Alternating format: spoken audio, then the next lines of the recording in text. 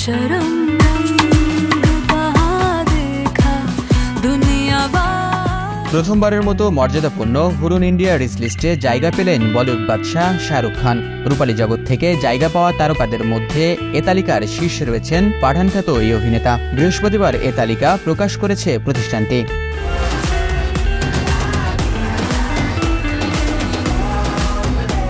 The economic টাইমসের তথ্য অনুসারে বলিউড থেকে বেশ কজন তারকা হুরুন ইন্ডিয়া রিচ লিস্টে জায়গা পেয়েছেন। এ তালিকার শীর্ষে রয়েছেন শাহরুখ খান। চলতি বছরের হিসাব অনুযায়ী তার মোট সম্পদের পরিমাণ ৭,৩০০ কোটি রুপি। তার এই আয়ের মূল উৎস IPL franchise Kolkata night Riders এবং প্রযোজনা প্রতিষ্ঠান রেড চিলিজ।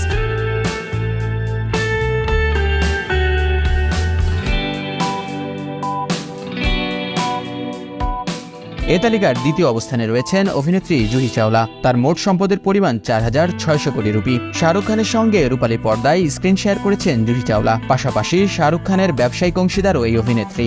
শাহরুখের কলকাতা নাইট রাইডার্সের সহকর্ণধর জুহি চাওলা।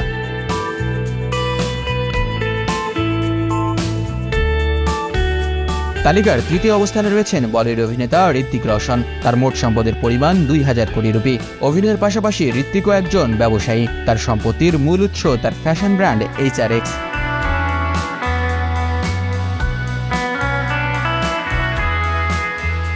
চতুর্থ ও পঞ্চম অবস্থানে রয়েছেন অমিতাভ বচ্চন ও পরিচালক করণ জোহর।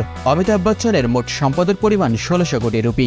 অন্যদিকে পরিচালক করণ জোহরের মোট সম্পদের পরিমাণ ১৪০০ কোটি রুপি। অমিতাভ বচ্চন বিভিন্ন খাতে বিনিয়োগ করে এই সম্পত্তির মালিক হয়েছেন। প্রযোজনা সংস্থা ধর্ম প্রোডাকশনই করণ জোহরের মোট সম্পদের মূল উৎস।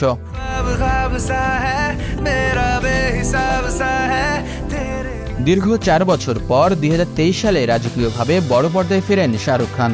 এবছর পাঠান, জওয়ান ও ডাঙ্কির মতো ৩টি ব্লকবাস্টার সিনেমা উপহার দেন তিনি। শাহিন শুভ, রাইজিং বিডি ডেস্ক। দেশ বিদেশের সর্বশেষ সংবাদ সবার আগে জানতে ক্লিক করুন risingBD.com। প্রতি মুহূর্তের খবর অনলাইনে।